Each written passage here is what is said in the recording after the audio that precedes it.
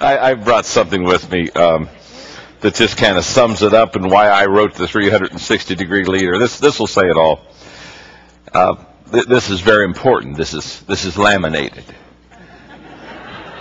You have to understand, when there's anything I get that's important, I laminate it. If I would have been Moses going up on Mount Sinai,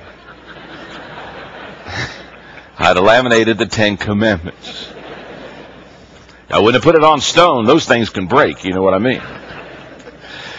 This says it all. It's all about the hot air balloon. A man in a hot air balloon realized that he was lost. He reduced altitude and spotted a woman below. He descended a bit more and shouted, "Excuse me, can you help me? I promised a friend that I would meet him an hour ago, but I don't know where I am." The woman below replied, "Well, you're in a hot air balloon, hovering approximately 30 feet above the ground. You're between 40 and 41 degrees north latitude and between 59 and 60 degrees west longitude." "You must be an engineer," said the balloonist. "I am," replied the woman, "but how did you know?" "Well," the balloonist said, "everything you've told me is technically correct, but I have no idea what to make of your information. And the fact is, I'm still lost. Frankly, you've not been much help at all. If anything, you've delayed my trip." The woman below responded, "You must be in management."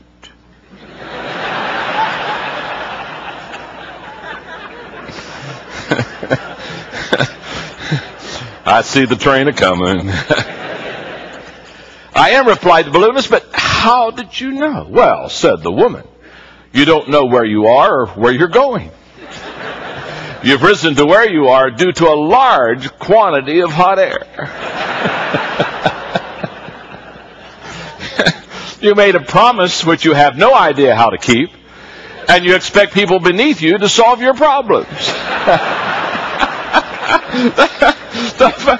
The fact is, you're in exactly the same position you were before we met, but now somehow it's my fault.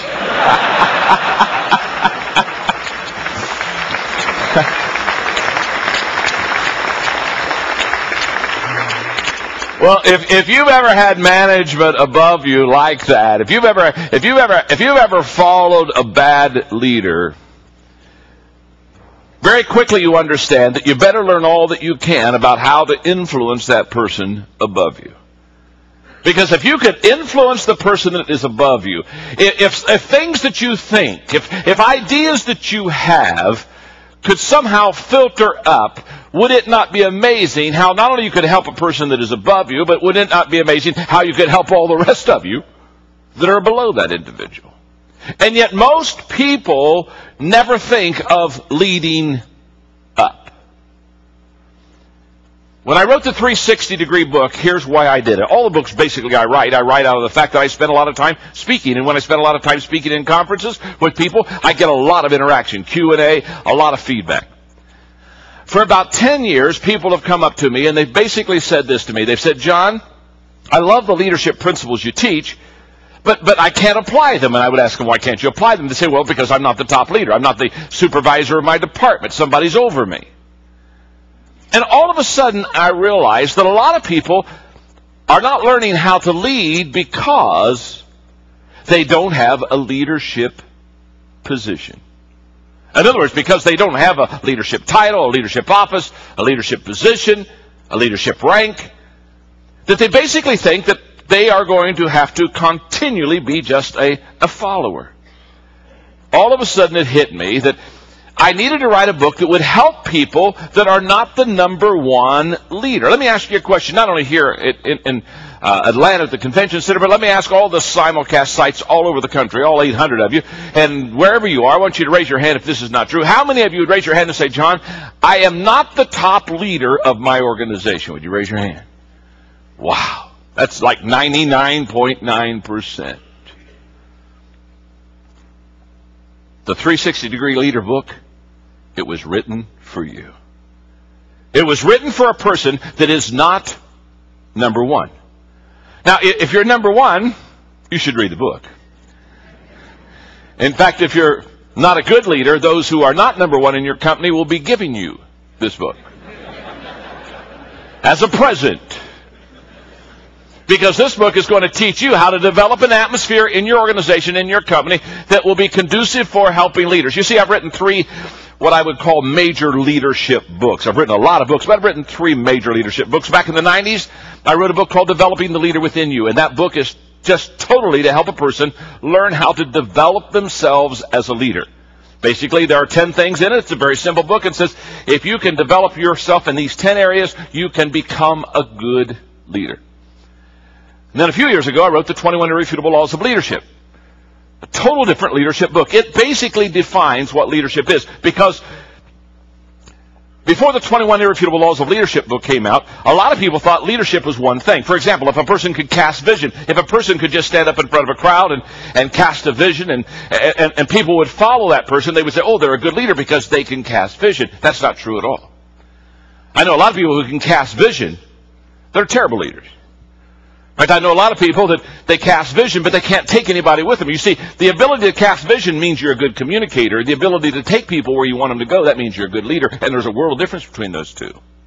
So I began to ask myself, what are the things you have to do to be a good leader? And there are 21 things that you have to do to be a good leader. That's why the 21 Laws of Leadership. In fact, I was doing a leadership conference one day on the 21 Laws, and this kid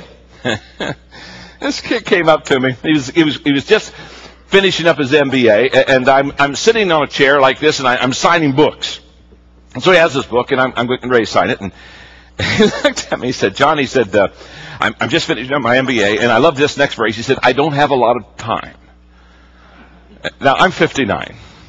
I wanted to stop the kid and say, you don't need a leadership conference, you need a perspective conference.